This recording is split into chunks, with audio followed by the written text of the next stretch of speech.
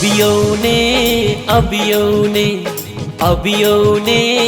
अबियोने 2 दिसंबर क भकतैयार यो राज मैदान अबियोने 2 दिसंबर क भकतैयार यो राज मैदान अबियोने जखले बाक अछि अधिकार त राज मैदान अबियोने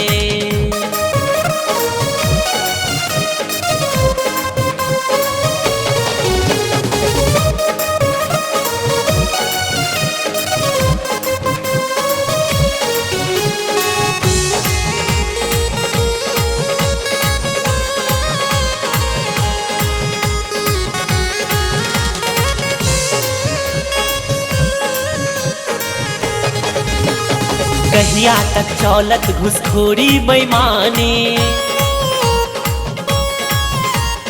जनता के संग एमएसयू सेनानी कहिया तक चौलत घुसखोरी बेईमानी जनता के संग एमएसयू सेनानी एमएसयू सेनानी एमएसयू सेनानी एमएसयू सेनानी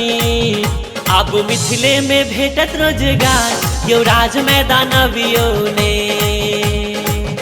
मैथिल सब भक तैयार यो राज मैदान अबियोने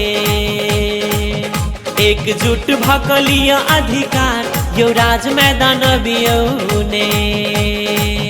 2 दिसंबर क भक तैयार यो राज मैदान अबियोने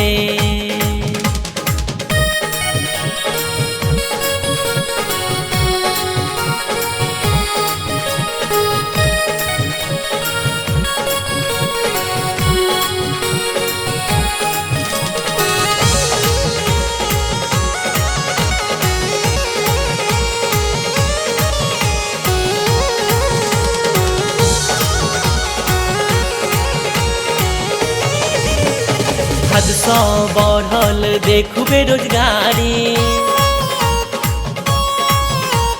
मिथिला में आयल पलायनक बीमारी हद सौ बढ़ल देखू बेरोजगारी मिथिला में आयल पलायनक बीमारी पलायनक बीमारी पलायनक बीमारी पलायनक बीमारी एकजुट भक लिया अधिकार यो राज मैदान अबियोने मैथिल सब भक तैयार यो राज मैदान अबियोने एकजुट भक लिया अधिकार यो राज मैदान अबियोने 2 दिसंबर क भक तैयार यो राज मैदान अबियोने